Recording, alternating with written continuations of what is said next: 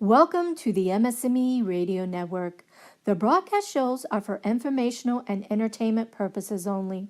They are not designed to provide listeners with specific personal, medical, or counseling advice.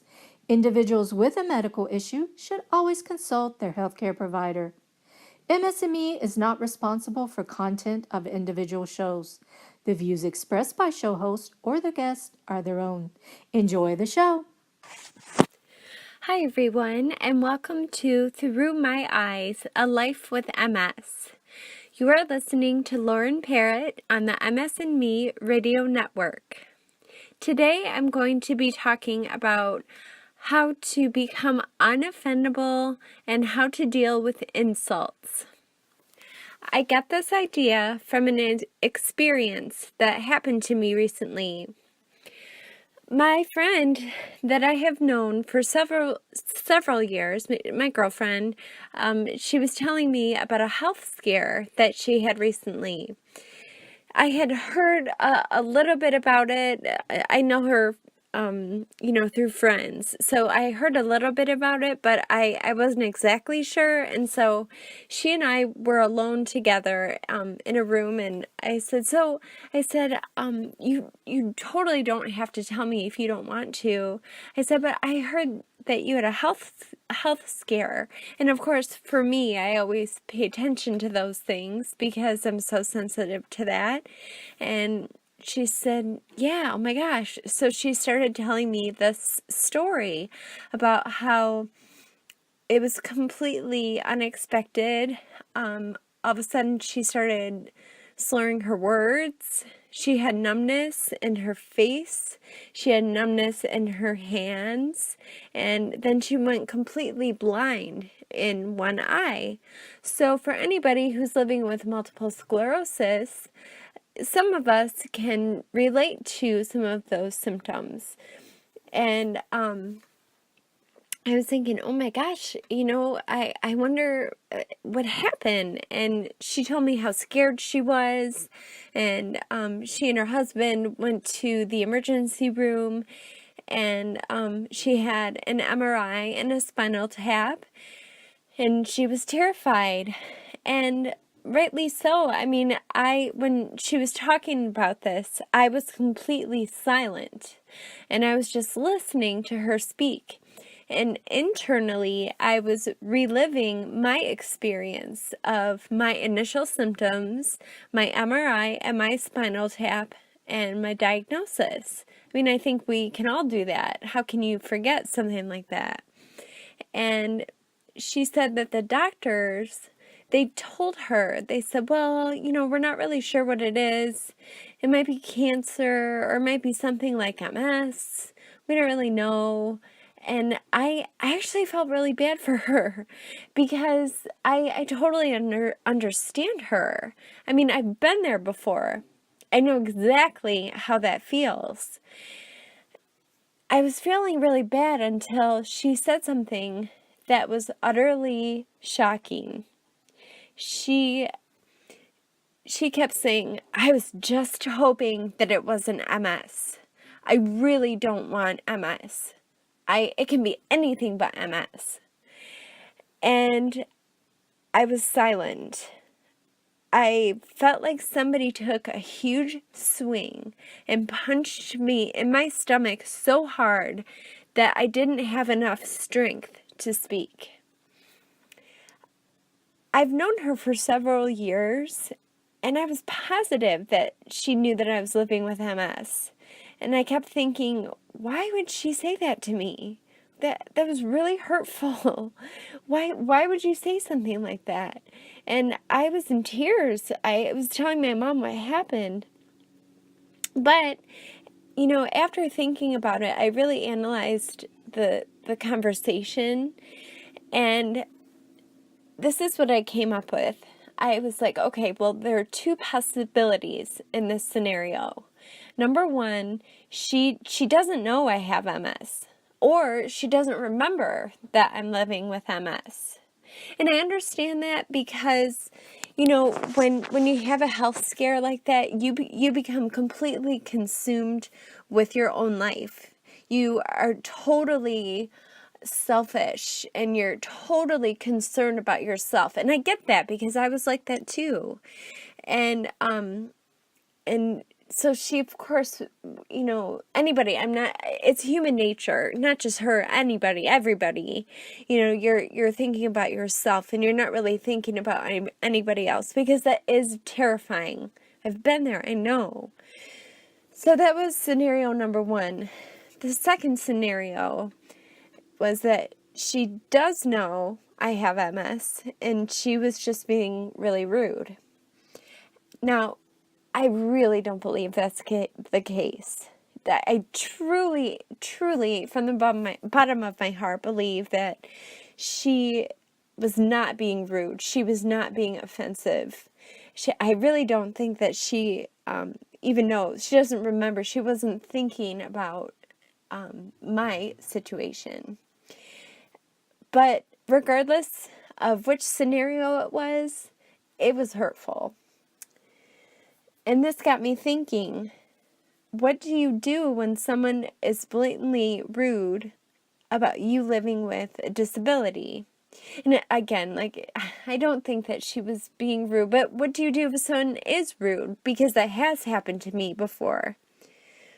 So I've talked about this in some of my shows, but I'm going to just reiterate the fact that it is really hard for me. It is truly, truly hard for me. I'm an incredibly sensitive person. I am not argumentative whatsoever, and I have a really hard time. I just can't stand up for myself sometimes. So I looked on the internet to try to find an article that could help me. And oh my gosh, did I find an incredible article written by, I hope I'm saying his name right, Nell Doherty. And I just want to read the article to you, because if you are anything like me, maybe this can help you too while living with MS. I just read it. It's like, oh my God, I feel like I'm living this life. It starts with a quote from Marcus Aurelius, and it says, "Choose not to be harmed, and you will feel no harm. Don't feel harmed, and you haven't been." It's like, okay, wow.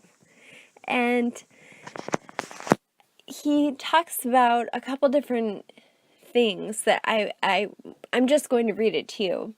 The first thing he talks about is refusing gifts.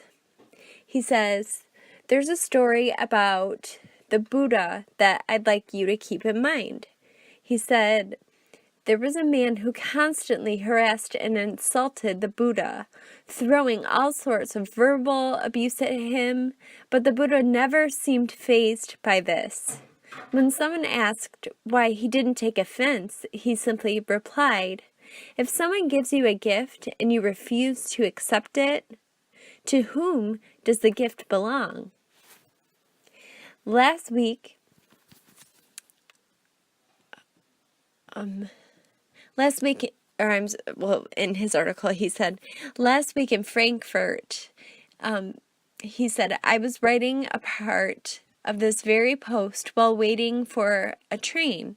An American woman approached and asked me for some spare change. When I returned a polite but firm no, she called me a jerk and moved on. That was her gift, and I refused to accept it. I shook off the insult and got right back to work as if nothing had happened." It's like, wow, that's a really cool way to think about it. The next thing he talks about is, you always have a choice. And I got really excited about this because, I kid you not, at this moment, I am reading this book. It's Viktor Frankl's Man's Search for Meaning, and I highly recommend it. It is such an incredible book. So he says in the article, Frankl was an Austrian psychiatrist who survived the Holocaust and went on to found logotherapy. In the book, he recounts his experiences in the Nazi concentration camps. He writes of the guards taking everything away from the prisoners, all of their human freedoms, in an effort to crush their spirit and destroy their will. But Frankl came to the realization that there was one thing that could not be taken away from him: his freedom to choose his reaction to what was happening to him. As Frankl put it himself, between stimulus and response lies man's greatest power, the power to choose. And that just gives me chills. I just can't possibly imagine, but that's an incredible quote. Okay, back to the article. He says, it's easy to blame others for our misgivings. It's his fault that this happened. If only my boss wasn't such a conceiting bitch. I would have gotten away with it if it wasn't for those pesky kids. I see that as surrendering your power to choose. Even if you find yourself in a terrible situation, or if someone throws the mother of all insults your way, you still get to choose your response. Nobody can take away that power from you, but too often we surrender it to ourselves. And that's what I do. And I need to learn to change that. The next thing he talks about in this article, standing up for yourself. He said, I should clarify that I'm not advocating you sit back and let people insult you repeatedly without response. And he put in parentheses, sorry, Buddha. He said, you have to stand up for yourself every now and then, lest folks start taking advantage of you and your unoffendability. He says, I was in a hostel in Munich last week, sharing a room with 3 other people. One of them had a real knack for waking me up. It was like he'd been preparing his whole life for that one task. He'd get up at 5 a.m., turn on the light, and start making all sorts of noise as he got ready for the day, seemingly obvious to the fact that there were other people in the room trying to sleep. The first morning, I let it go, choosing not to take offense. But the second morning, when it became apparent that this guy wasn't going to figure out the whole empathy thing on his own, I called him on it. If I hadn't, I knew he would have carried the resentment around. I'm sorry. My dog is barking. Sorry. Let me start over. So, he was in a hostel in Munich, sharing a room with 3 other people. One of them had a real knack for waking me up. It was like he'd been preparing his whole life for that one task. He'd get up at 5 a.m., turn on the light, and start making all sorts of noise as he got ready for the day, seemingly obvious to the fact that there were other people in the room trying to sleep.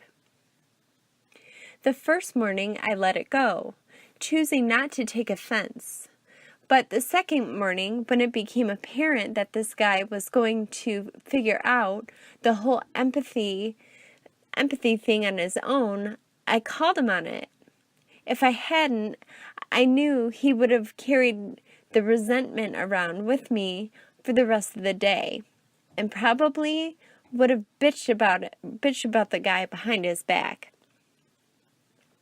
Too many of us do this. We whine and complain about how other people mistreat us, but we never actually say anything to the offenders. I am guilty as charged. I am very guilty about that. He continues, he said, whining and complaining is pretty pointless in general, but it also becomes spineless when you haven't brought up the issue with the offender first. So, if you ever have cause to take issue with someone or something, instead of getting offended, take action to rectify the situation. If you're watching a movie that sucks, stop watching and do something else. If someone makes you upset, call them out on it. And if you can't call on them for whatever reason, the smart choice is to distance yourself from that person, or to just learn to accept their behavior. No good comes from enduring an annoyance and building up all kinds of secret resentment.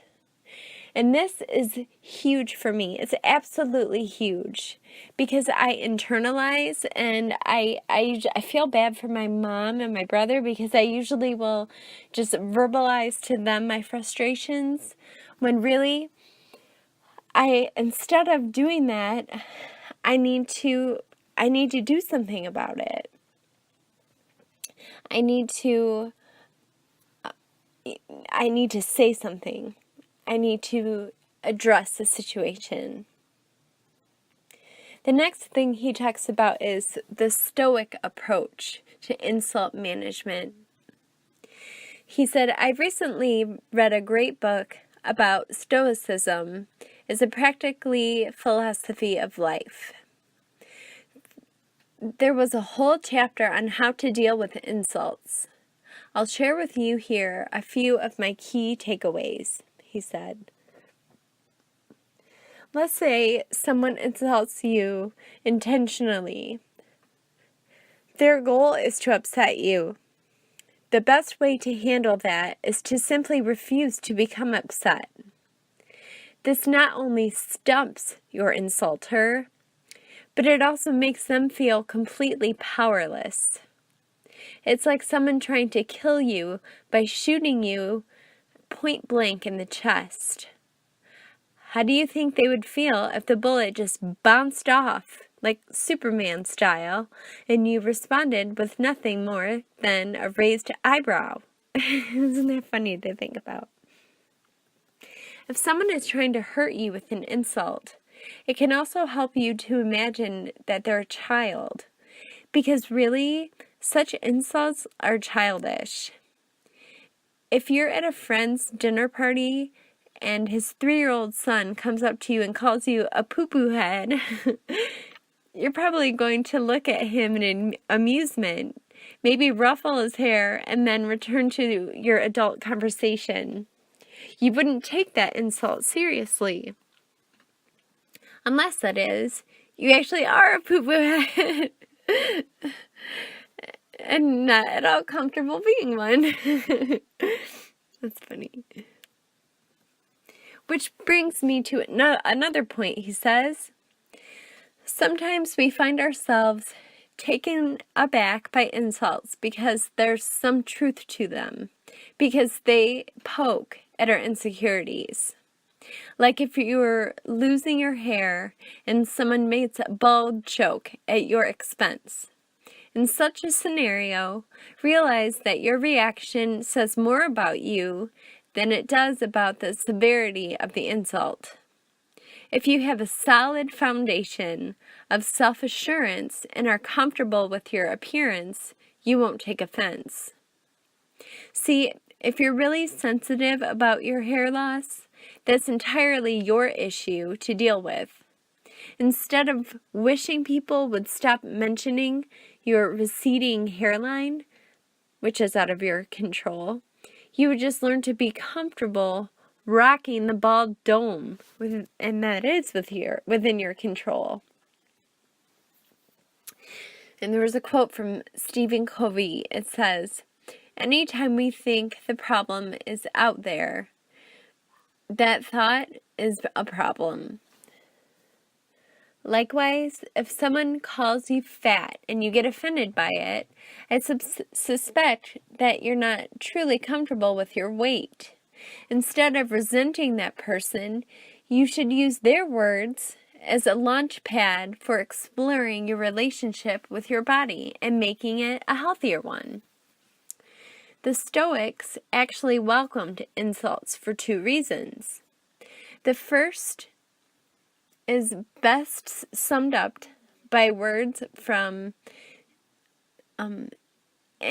Antisthenes, I don't know who that is, who was technically a cynic and not a stoic. But I disagree, he said. But I digress, he says.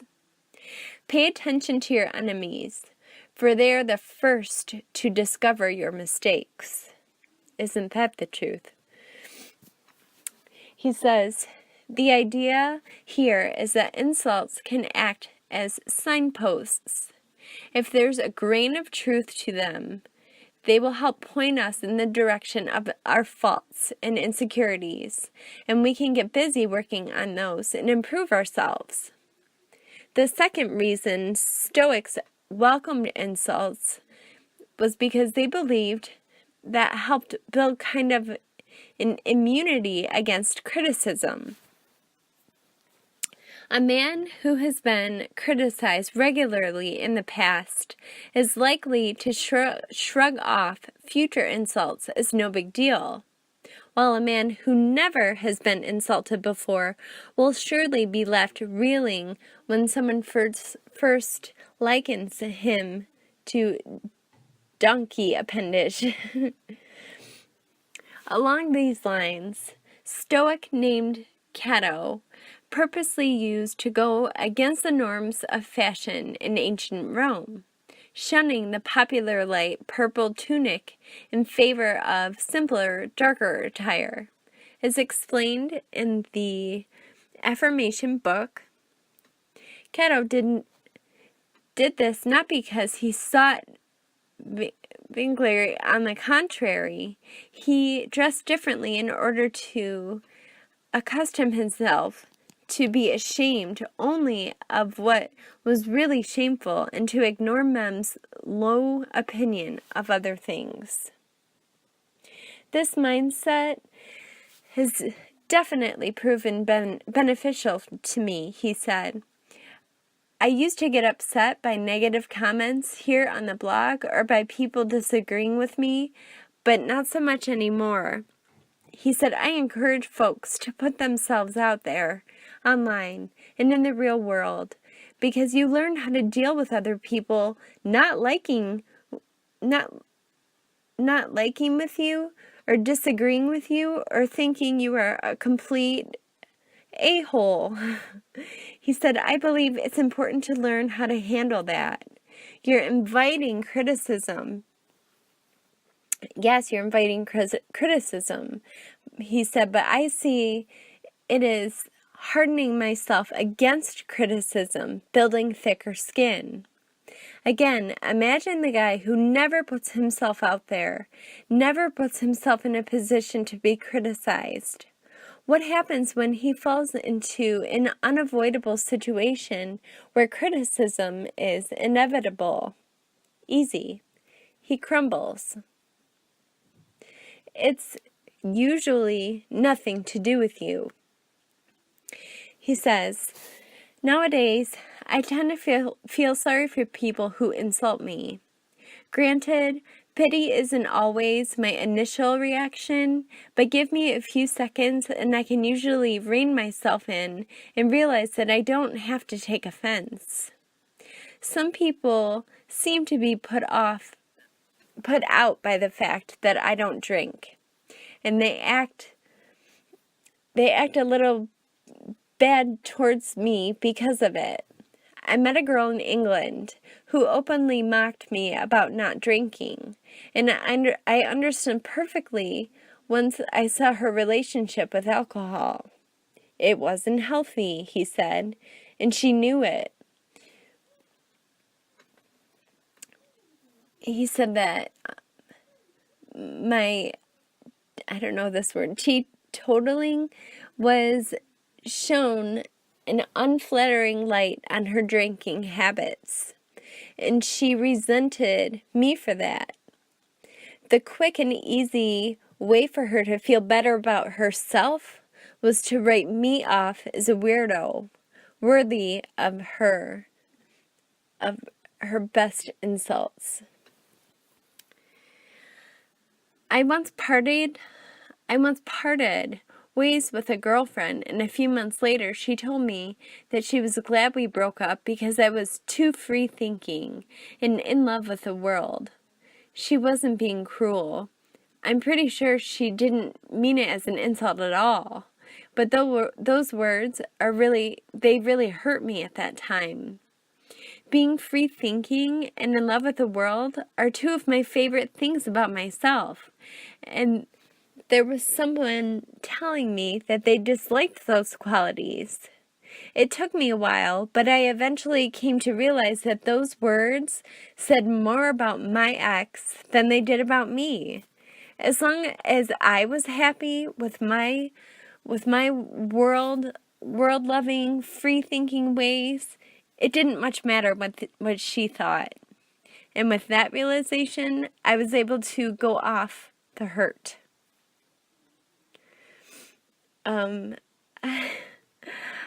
I can't really say the next thing he talks about, even though it's really great. So then he just talks about practical steps for dealing with insults. He says, pause. When someone throws an insult your way, the first thing you need to do is take a moment. Just breathe and don't respond right away. Most people immediately let their lizard brain loose to respond to insults, fighting fire with fire, and that's how they get themselves in trouble and say or do things that they later regret. So take a moment. With time and practice, that moment will become shorter because you will train yourself to instinctively respond in an appropriate manner. And he said, consider the intent. Don't even worry about whether there's any truth to the insult just yet. Consider the intent instead. If you can figure that out, it's easier to come up with an appropriate response. And the third thing he said is respond. If the other person is intentionally trying to insult you, or at least that's what you suspect, there are a few things you can do. One is just to completely ignore the insult, to pretend you didn't even hear it, and just act like whatever is said isn't even worth acknowledging because it's ridiculous. But there's a danger to that. It's noted earlier. Sometimes you need to stand up for yourself and call someone out when they insult you, because if you don't, they may receive the message that you're a pushover, willing to be their verbal punching bag whenever they need someone to pick on. So that's something that I have to work on. I hope that you enjoyed this article. I would really like to thank the author of this article because I think he did a great job. He really helped me, and I'm going to be rereading this article a few times. Again, his name is Niall Doherty, and just look on the internet and you'll find him. So I hope this was helpful for you guys, and I will see you next time. Okay, take care. Bye.